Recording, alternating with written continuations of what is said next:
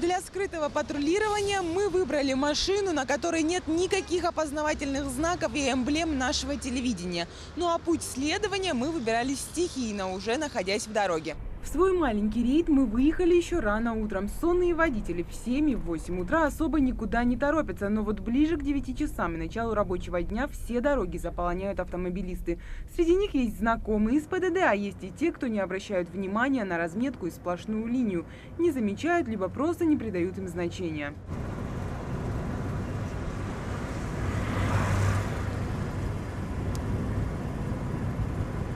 Чаще всего обгоняют, конечно же, большегрузные машины, которые из-за собственных габаритов не превышают скорости. Но водители, которые идут на обгон, этим не ограничиваются. Например, на федеральной трассе М-29 в районе селения Барсуки к 9 утра двухполосная дорога превращается в трехполосную. Многие просто выезжают на встречку.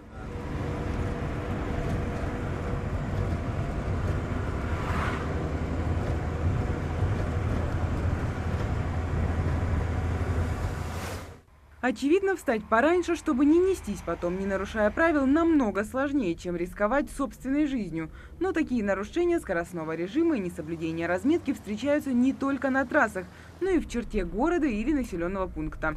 Это уже в Назрани. Красный сигнал светофора некоторые автовладельцы воспринимают как мулету на кориде и лишь ускоряют движение вместо того, чтобы остановиться.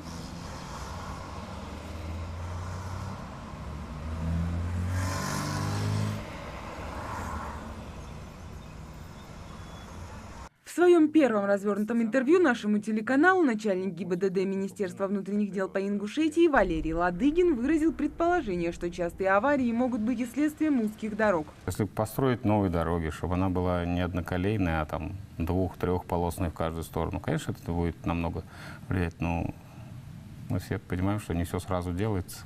Так или иначе, чтобы снизить уровень ДТП в регионе, ведомством предпринимаются различные действия, и в том числе рейды. Не стоит забывать и о тех водителях, которые правила дорожного движения в пример многим соблюдают. Например, Магомед Курскиев имеет 23-летний стаж вождения. Признается, что вначале даже он мог невзначай нарушить ПДД, но с опытом и это осталось позади.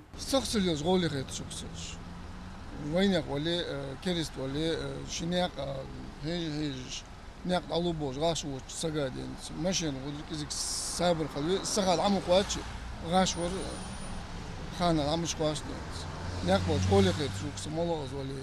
И молодые, и пожилые правила дорожного движения для всех одинаковые, и наказания за их нарушение тоже. И каждому участнику главное не забывать о том, что дома их ждут родные. И молодым, и старым всем хочу сказать: иман цхал, сабр цхал, все, что я могу сказать. А все остальное, оно находится там. Масуа, масуарик хошхал, ешик, да, на не хиждоль цах.